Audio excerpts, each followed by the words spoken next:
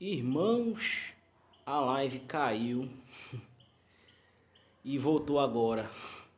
Não sei o que aconteceu.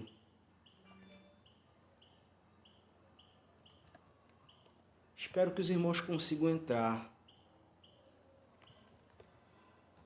Deixa eu ver aqui. Pronto, os irmãos estão voltando de novo. A live caiu, irmãos. O que aconteceu? O inimigo tá furioso. Glória a Deus. Irmã Emily Paulino, seja muito bem-vinda. A live caiu, tinha vários irmãos que estavam acompanhando a live. Como os irmãos podem ver, estou suando bastante, está muito quente aqui onde eu estou. A live caiu, voltou agora, não sei o que aconteceu, eu não apertei nada. Já teve momentos que eu apertei algum botão, mas agora eu não fiz nada. Simplesmente caiu. Nós oramos, nós fizemos uma introdução. E agora os irmãos estão voltando aos poucos, né? Eita Deus. Acontece. Ao vivo acontece dessas coisas. Os irmãos estão voltando.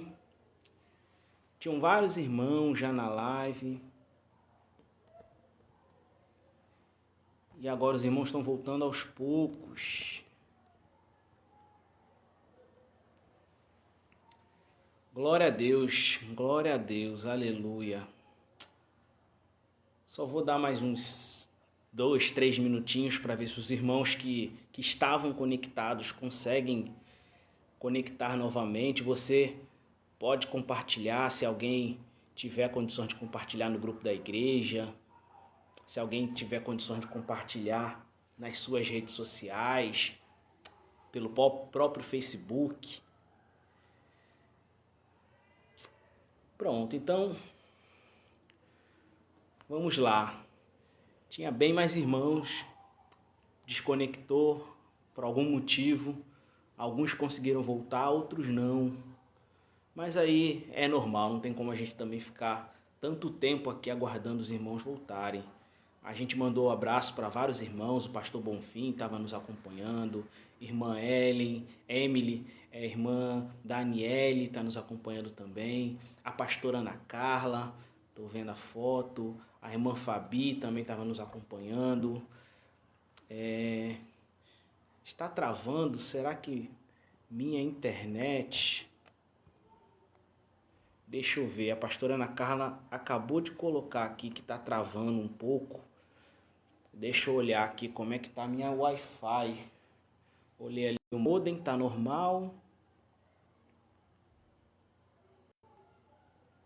Espero que agora fique melhor. Olhei a internet agora, está aqui normal aqui em casa. Espero que esteja bem. Melhorou um pouco. Eu fiz aqui uma manobra. Desliguei e liguei aqui, fiz uma manobra aqui com pacote de dados barra Wi-Fi. Espero que tenha melhorado para você. Melhorou? Alguém pode dizer se tá bom aí a internet? Melhorou? Tá travando ainda ou tá bom? Caiu de novo? O irmão Leonardo disse que caiu de novo. A irmã Emily disse que aqui agora melhorou. Para mim tá normal, tá aqui o símbolozinho dizendo que tá ao vivo. A irmã Daniele falou que tá normal. A pastora Ana Carla falou que uma opção seria desconectar e entrar de novo. A Fabi acabou de falar que melhorou. Pronto. Deixa eu me ajeitar aqui, levantar um pouco mais a câmera, ajeitar a camisa aqui. Pronto, vamos iniciar então, já são mais de 8h20, eu não quero me estender. eu gostaria de convidar os irmãos a acompanharem um texto comigo da Palavra de Deus. A irmã Cíntia também está participando aqui. Um texto da Palavra de Deus que está lá no Evangelho segundo escreveu o apóstolo Mateus, no capítulo 13. Nós vamos ler do versículo 53 em diante. Mateus, capítulo 13, vamos ler a partir do verso 53. Eu gostaria de falar sobre família nessa época, nesse período de quarentena, pandemia. Eu queria falar sobre família. As famílias que têm sido o nosso pilar, né? A nossa âncora nesse período tão difícil. Tem gente que simplesmente não está acostumado a passar tanto tempo com a família. Eu mesmo, esses dias, estava comentando com a minha esposa que desde que nós casamos, eu acho que a gente nunca foi obrigado a passar tanto tempo assim junto. Eu já estou casado há mais de 9 anos e nunca fomos obrigados a passar tanto tempo assim juntos, porque a gente casou, aí teve o período, a gente não teve lua de mel, a gente estava organizando a casa, né, em que a gente ia morar, então a gente na verdade tirou 2 dias aí de núpcias, na verdade, viajou durante 2 dias e depois já voltou para nossa casa e começamos a atividade. Naturalmente eu tirei férias, mas a gente não viajou nem nada. Alguns familiares meus, que minha esposa é daqui de Pernambuco, mas eu sou carioca, né? Sou do Rio de Janeiro, meu sotaque, apesar de já misturado, não engana ninguém. Os irmãos já devem ter desconfiado, né? Então alguns familiares meus vieram para cá para poder acompanhar o nosso casamento e acabaram passando alguns dias na nossa casa e assim, depois já voltei ao trabalho e ela também, e na época ambos estávamos fazendo faculdade, então a nossa vida sempre foi assim, sempre foi corrida, a gente nunca conseguiu ficar tanto tempo assim longe. Eu acho que o máximo de dias que a gente já conseguiu viajar e ficar sozinho, no máximo, eu acho que foi 5 dias, 1 semana no máximo. E aí depois nasceu a nossa filha, Laurinha, e aí que não fica sozinho mesmo. Só que a gente se dá muito bem. Antes de sermos namorados, a gente teve um período que fomos amigos, né? Tivemos um período de amizade, que a gente andou junto, sem aquela pressão de beijar, abraçar ou qualquer outra coisa. Então a gente passou um período de amigos, em que a gente de fato era amigo e não tinha nada além disso.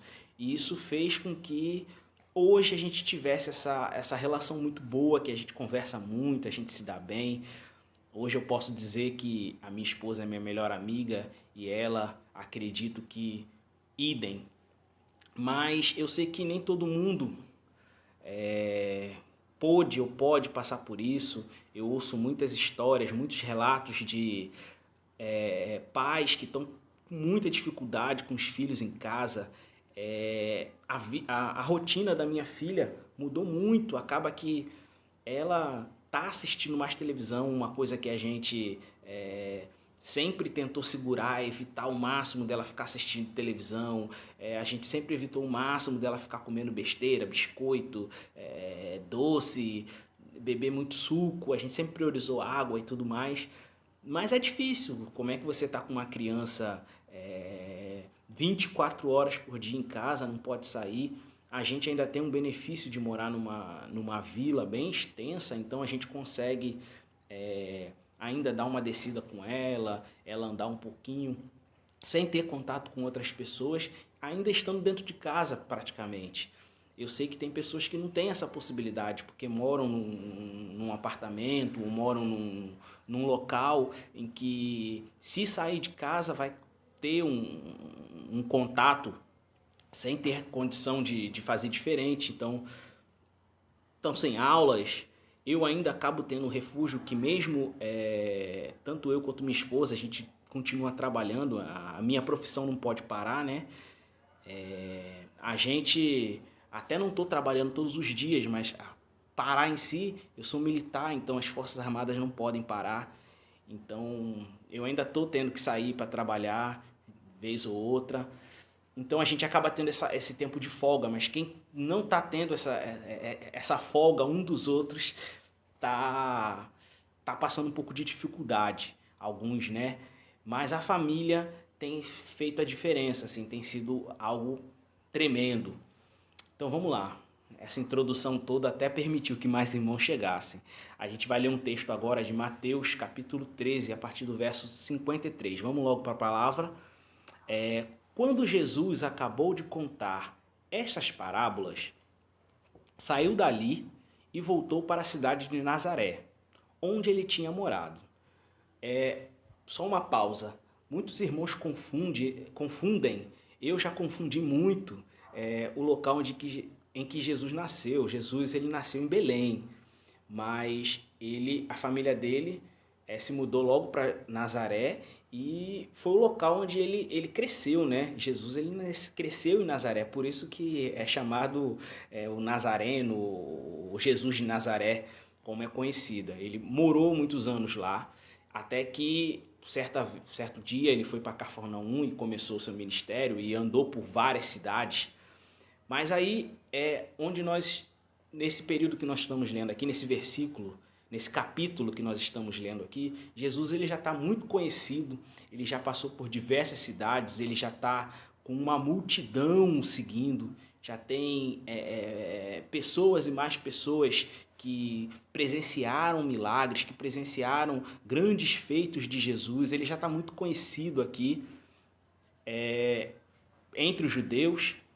E aí ele resolve voltar para Nazaré, que é a cidade onde ele tinha crescido, né? Passado boa parte da vida dele lá em Nazaré, todo mundo conhecia ele. Imagina que o menino Jesus, ele andava pelas ruas de Nazaré, ele conhecia toda a vizinhança conhecia ele, as pessoas mais idosas viram Jesus desde pequenininho, crescendo. Então Jesus volta para Nazaré, que é o local onde ele tinha passado boa parte da vida dele. E aí ele volta e continuando. Verso 5:4. E voltou para a cidade de Nazaré, onde ele tinha morado. Ele ensinava na sinagoga, e os que o ouviam ficavam admirados e perguntavam: de onde vem a sabedoria dele e o poder que ele tem para fazer milagres? Por acaso ele não é o filho do carpinteiro? A sua mãe não é Maria? Ele não é irmão de Tiago, José, Simeão e Judas? Todas as suas irmãs não moram aqui? De onde é que ele consegue tudo isso? Por isso, ficaram desiludidos com ele. Mas Jesus disse: um profeta é respeitado em toda parte, menos na sua terra e na sua casa. Jesus não pôde fazer muitos milagres ali, porque eles não tinham fé. Mais para frente vamos ler um outro trecho da Bíblia, mas eu queria falar um pouquinho primeiro sobre o que nós acabamos de ler. Tem alguns detalhes interessantes que eu gostaria que você acompanhasse comigo para poder a gente criar essa linha de raciocínio onde eu estou querendo chegar essa noite. Primeiro ponto, como eu falei, Nazaré era a cidade onde Jesus tinha crescido. Então, o menino Jesus, ele cresceu em Nazaré, as pessoas acompanharam o crescimento, aquele moleque, aquele pirralho Jesus, agora era um homem conhecido, famoso, um homem visto por muitos já como sendo o Cristo, o Salvador. Só que era muito estranho para as pessoas que viram Jesus crescer, para as pessoas que viram Jesus, ajudaram a trocar as fraldas dele, ver Jesus hoje sendo chamado de Messias. Era muito estranho para aquelas pessoas.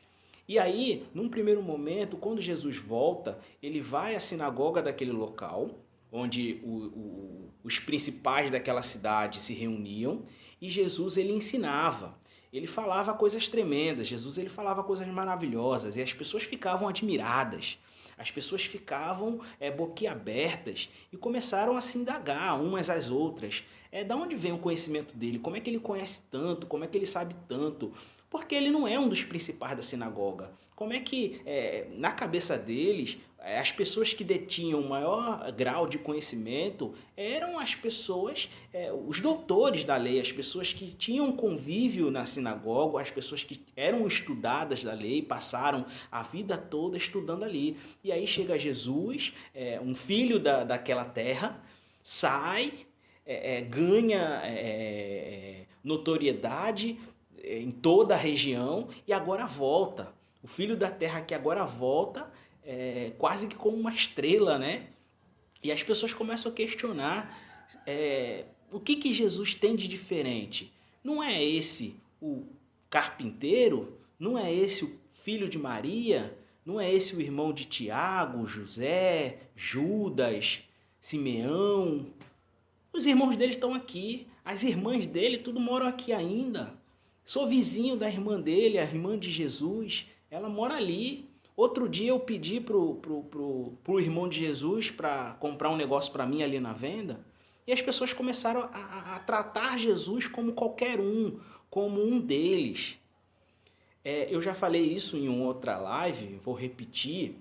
A Bíblia ela não fala exatamente, com exatidão, a data em que José, que era o marido de Maria, pai de Jesus, ele morreu. Como Jesus era o irmão mais velho, era muito normal que Jesus assumisse a função de José e passasse a sustentar a sua família. Então, muito provavelmente, quando nós lemos aqui no verso 5,5, que eles perguntam, por acaso esse não é o filho do carpinteiro? Na verdade, eles estavam se referindo a Jesus, provavelmente era o carpinteiro que sustentava a sua família. Até que o próximo irmão da linhagem tivesse condições de também exercer a profissão e assumir a sua família, Jesus provavelmente é quem sustentava a sua família. Eu ouvi esses dias um pregador falando, ou perguntando, né, por que Jesus tinha abandonado Maria.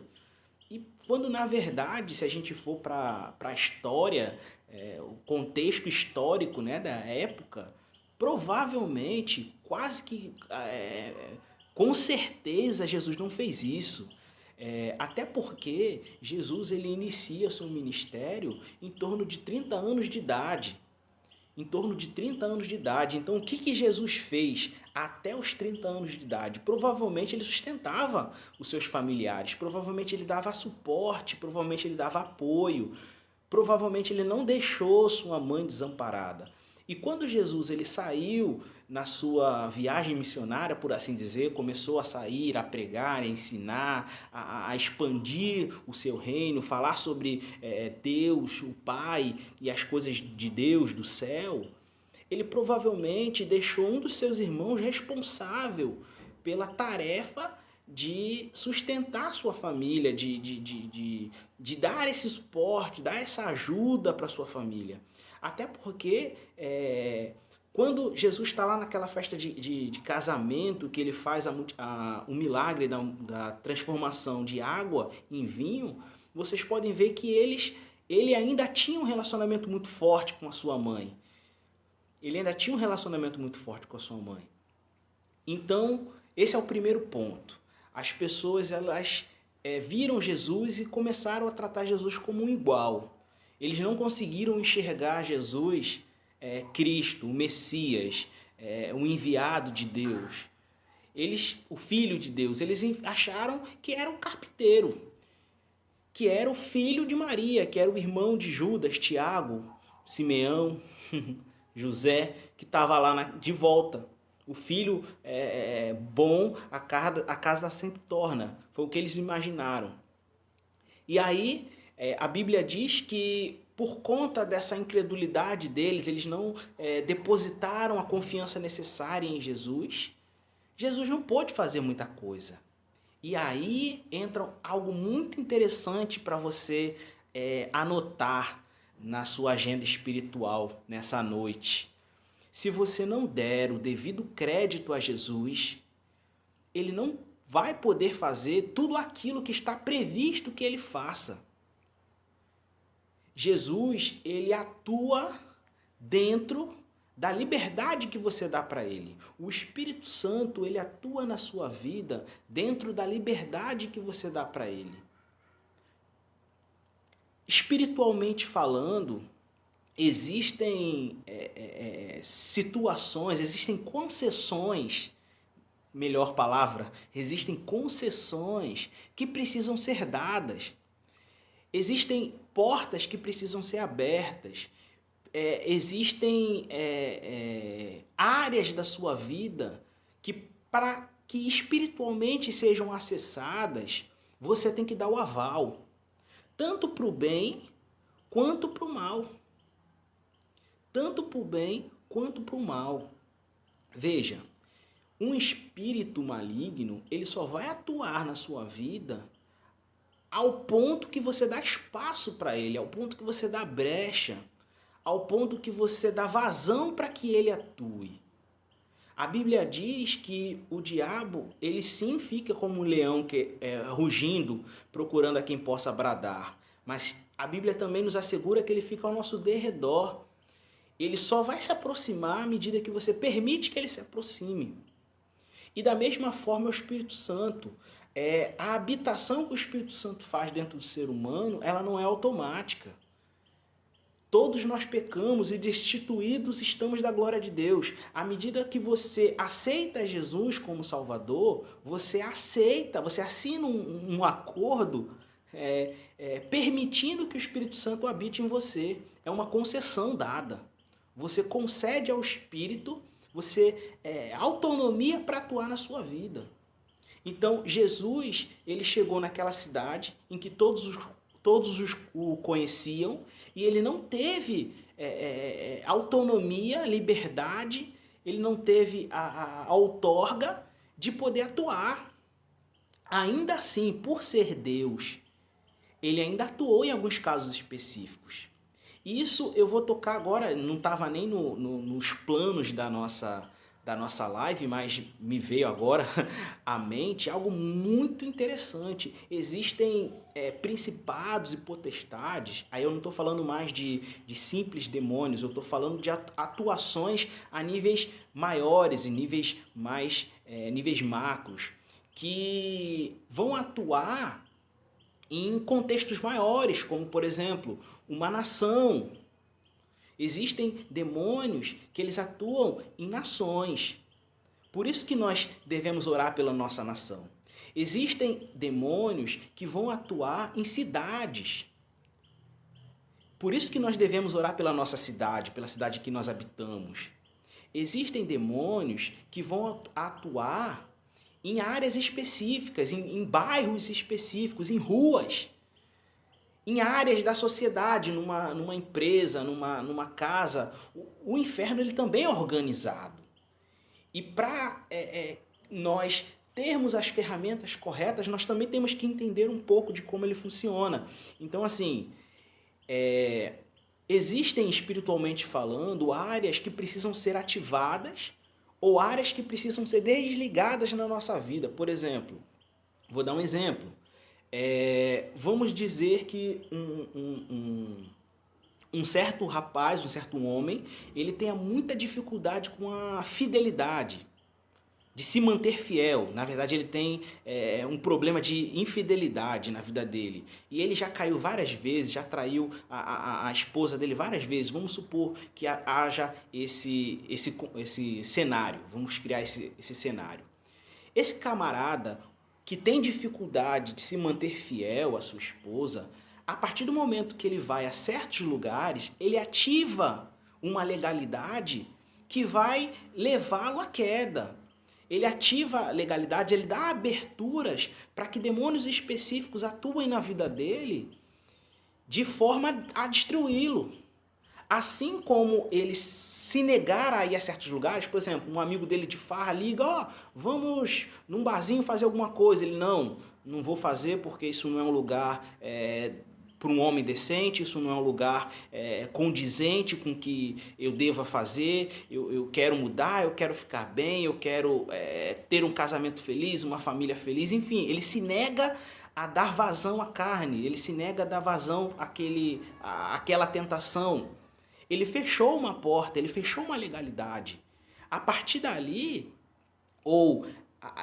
a partir dali, dali em diante, uma série de decisões que ele vem a tomar são uma série de portas fechadas, são uma série de nãos que ele dá para espíritos influenciadores, de forma a conseguir a sua liberdade. Porque quando ele fala não à bebida, não para drogas, não para prostituição, não para lascívia, não para mentira, não para fofoca, você começa a dizer nãos para algumas influências malignas na sua vida, você começa a fechar cadeados, você começa a não dar legalidades em áreas da sua vida e, consequentemente, você está permitindo que o Espírito Santo atue nessas áreas. Então, quando você começa a dizer não para coisas que te fazem mal, que te fazem cair, que te fazem pecar, você automaticamente está dizendo sim para Deus, para Cristo, para Jesus, para o bem, coisas saudáveis que vão te levantar, que vão te fazer se sentir melhor. Amém? Mas na verdade não era o foco. Eu estou falando de família. Então, Jesus ele não encontrou abertura no meio daqueles que o conheciam. Então, primeiro passo, você que está com a sua família, você que está sem poder sair de casa, ou mesmo você que está saindo de casa, assim como eu, que tem que trabalhar, como está o seu relacionamento com a sua família? Como é que está o seu relacionamento com seus filhos, com seu esposo, com a sua esposa? Se você não permitir que Jesus atue dentro da sua casa, se você não permitir que Cristo atue dentro da sua família, se você não permitir que Jesus atue dentro do seu trabalho, na sua vizinhança, você vai estar dizendo não, assim como o povo de Nazaré que conhecia Jesus, talvez achassem que muito bem, mas que não conheciam quem realmente ele era. Eles conheciam apenas o carpinteiro e eles tomaram Jesus apenas por carpinteiro. Então, quando você recebe a visita de Jesus na sua casa, nesse exato momento que Jesus está visitando a sua casa, o que você tem a dizer para ele? Quais são qual é a abertura que ele tem, a liberdade que ele tem, a autonomia que ele tem na sua casa? O que você tem permitido?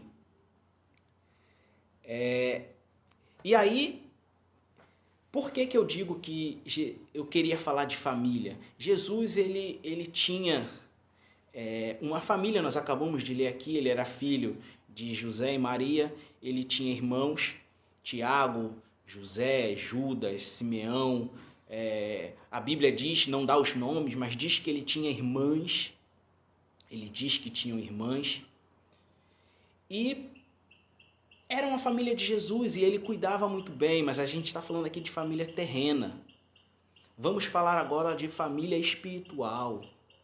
O que significa família espiritual? A família terrena são as pessoas que Deus escolheu para serem sua família. Seu pai, sua mãe, seu avô, sua avó, seu tio, sua tia, seus primos, seu filho, sua filha. Nenhum desses você escolheu. Todos esses foram... Você até escolheu ter ou não filhos, mas quem é o seu filho não foi você que escolheu.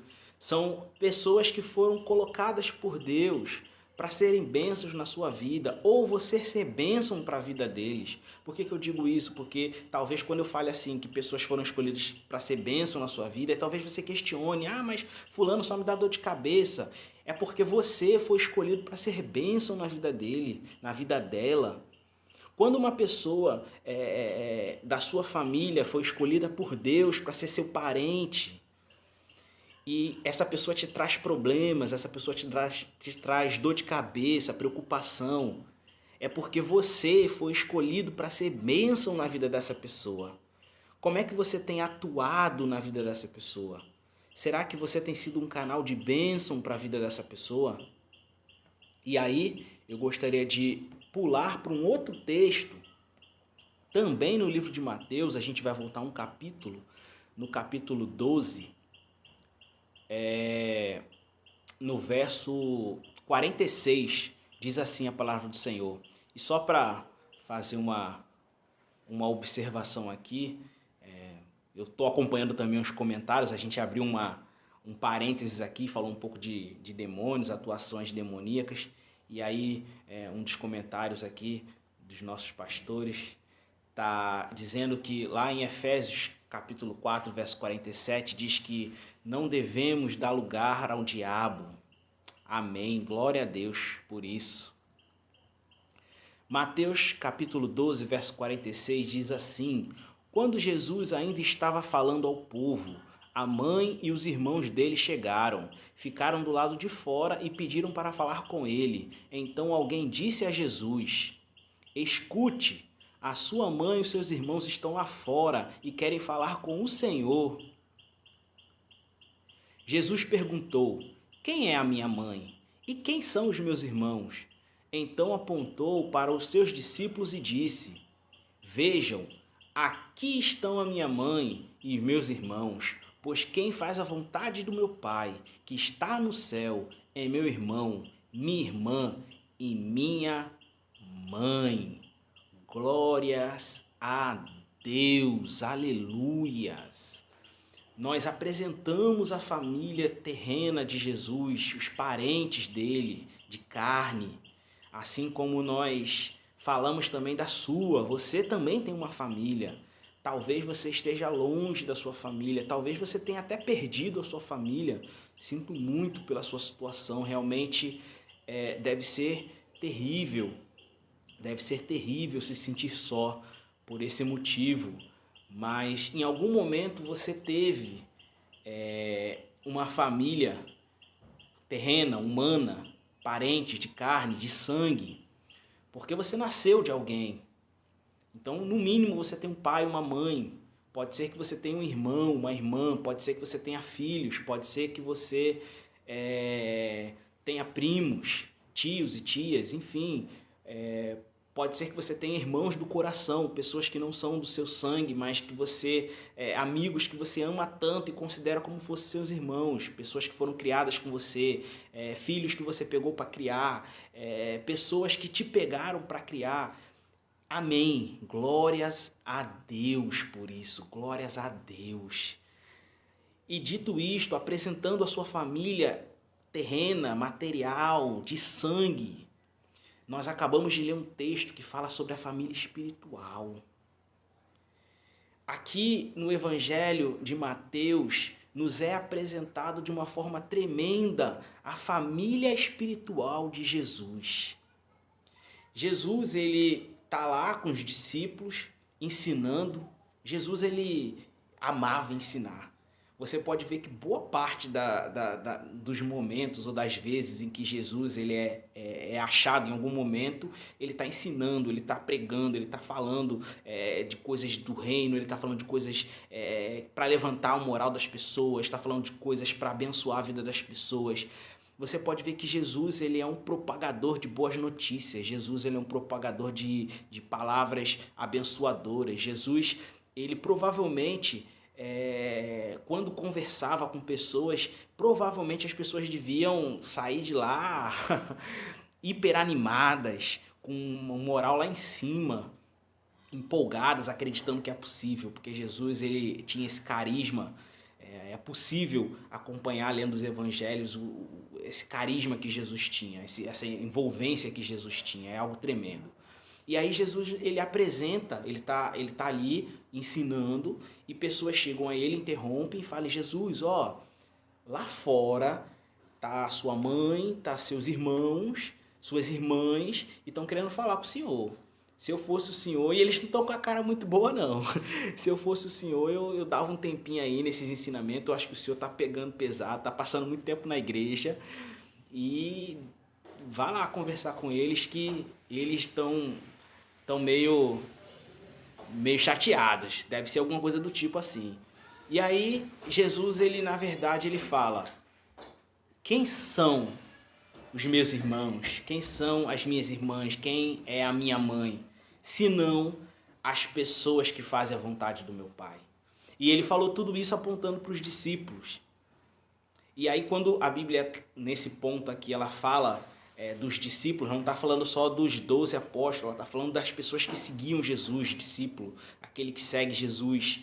E aí ele apontou para as pessoas que estavam seguindo Jesus, as pessoas que estavam ouvindo seus ensinamentos, as pessoas que estavam lá ansiosas, aguardando, atentas para o que Jesus estava falando. Essas pessoas são a minha família. Eu ouvi alguém certa vez falando um absurdo de que Jesus, nesse contexto aqui, ele relega a segundo plano a sua família de sangue, sua mãe, seus irmãos. Isso é um absurdo. Na verdade, Jesus, ele, de forma muito clara, ao meu ver, de forma muito clara, ele apresenta a sua família espiritual. Aqui não é o Jesus, o Nazareno que está falando. É Jesus, o Filho de Deus. É o Jesus fazendo a vontade do Pai que está falando.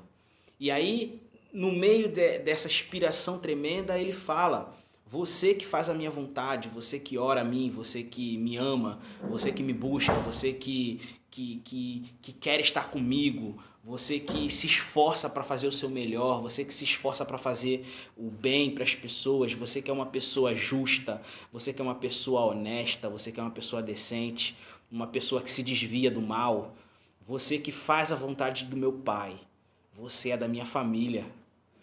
E aí ele fala isso para você, ele fala isso para mim. Ele nos convida a fazer parte da família dele. E como vocês sabem, não há diferença nenhuma, absolutamente nenhuma, entre o filho de sangue e o filho adotado. Tem diferença absolutamente nenhuma. Os dois são filhos. A partir do momento que uma pessoa ela decide adotar uma criança e ela toma para si, não tem absolutamente diferença nenhuma. O filho que foi escolhido por amor é tão importante, tão amado, tão necessário quanto o filho que nasceu do ventre da mulher.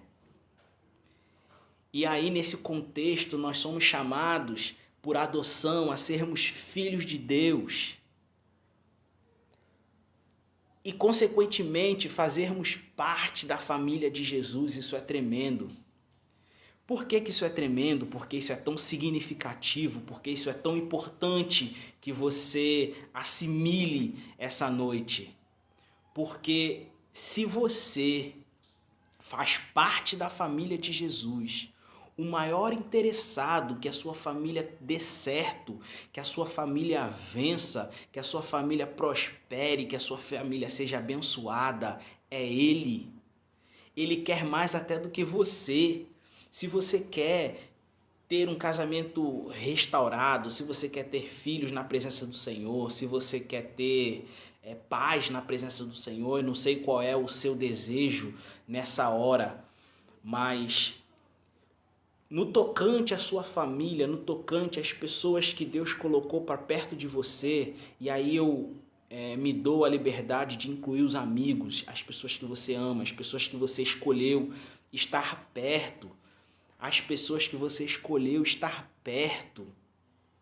O maior interessado em que tudo vá bem, que essas pessoas sejam abençoadas, prósperas, felizes, bem-aventuradas, é Jesus.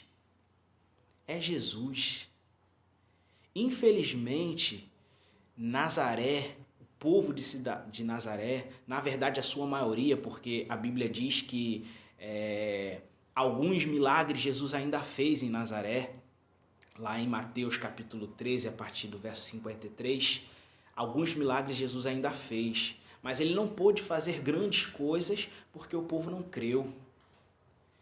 E aí, eu digo isso, na sua nação, na sua cidade, na sua rua, no seu bairro, na sua casa, no seu local de trabalho, na sua igreja, o maior interessado que as coisas vão bem é Jesus, é o próprio Jesus.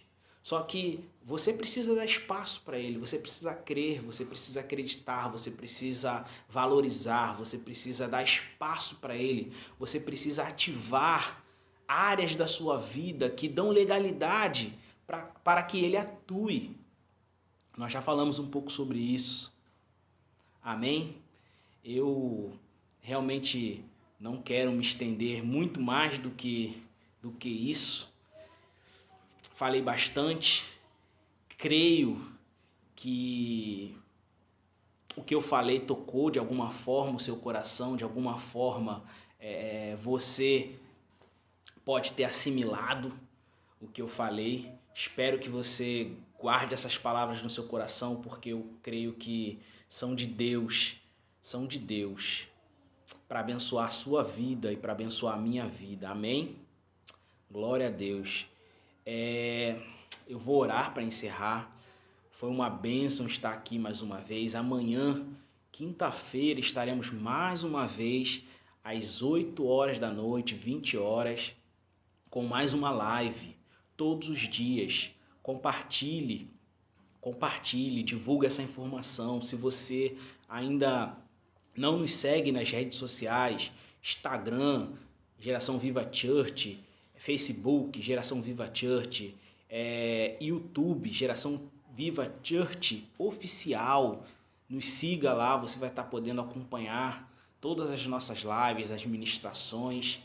E aí, domingo agora temos novidades, eu não vou antecipar, estragar surpresa nenhuma, mas domingo agora teremos novidade, o culto de domingo sempre às 18 horas, nos demais dias às 20 horas. Não deixe de acompanhar nossa live amanhã, esteja ligadinho a partir das 20 horas.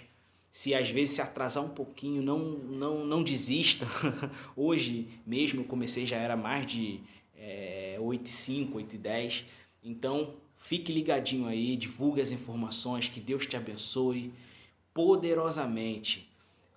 Antes de orar, para finalizar, eu gostaria de lembrar e, na verdade, reforçar a importância de você continuar entregando o seu dízimo à Casa do Tesouro, de você continuar dando a sua oferta, de você continuar dando a sua contribuição nesse período em que nós não podemos estar utilizando o culto.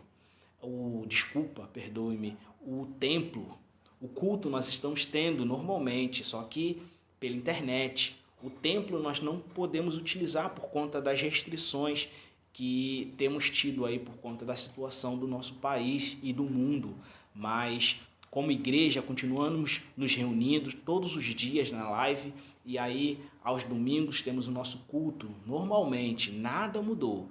E com isso você continua sendo abençoado e continue abençoando a obra do Senhor. A pastora Ana Carla acabou de me fazer uma lembrança que realmente domingo nós temos 2 cultos, que é o culto das 10 horas da manhã e o das 18 horas.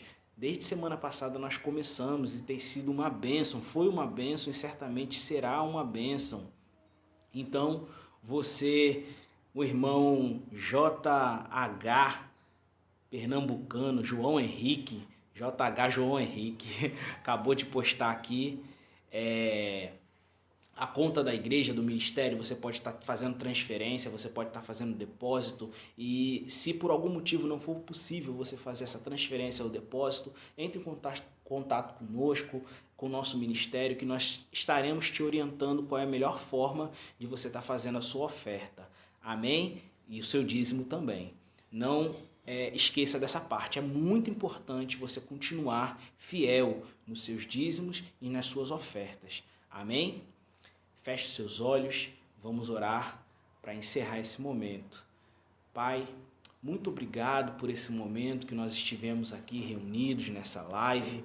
Eu peço que o Senhor possa abençoar a família de todos os meus irmãos que nos deu a honra de participar dessa live, aqueles que ainda vão assistir. Abençoe a família deles, Senhor. Vai lá na casa, vai lá onde eles estiverem, aqueles que moram longe. Abençoe, Senhor, todos eles, traga a tua presença, traga uma mensagem ao coração de cada um deles. Visita, Senhor, cada um deles, aqueles que estão passando pelas mais diversas situações difíceis, conflituosas. Vai lá, Senhor, e age, atua no meio dessa gente, atua no meio desse povo, para que as pessoas possam ser salvas, resgatadas, libertas, curadas, saradas, renovadas. Tudo, Senhor, que provém de Ti possa atuar, ser integrante, pertencente, atuante na vida dessas pessoas. Em nome de Jesus, eu rogo para que o Senhor possa, ainda hoje, Senhor, trazer boas notícias para o teu povo, boas notícias. Enche a casa do teu povo de boas notícias, boas novas do teu evangelho. Em nome de Jesus, fazemos essa oração, porque somos confiantes na tua palavra, somos confiantes na tua atuação, no teu Santo Espírito, que é vivo, que é dinâmico, que está em todos os lugares. Por isso, Senhor, te entregamos as nossas famílias nas tuas mãos, para que o Senhor nos conduza, para que o Senhor nos guarde, para que o Senhor nos proteja. Fazemos essa oração a Ti e já agradecemos por todas as bênçãos. Em nome de Jesus. Em nome de Jesus. Glória a Deus. Muitos irmãos entraram aqui após eu fazer as apresentações.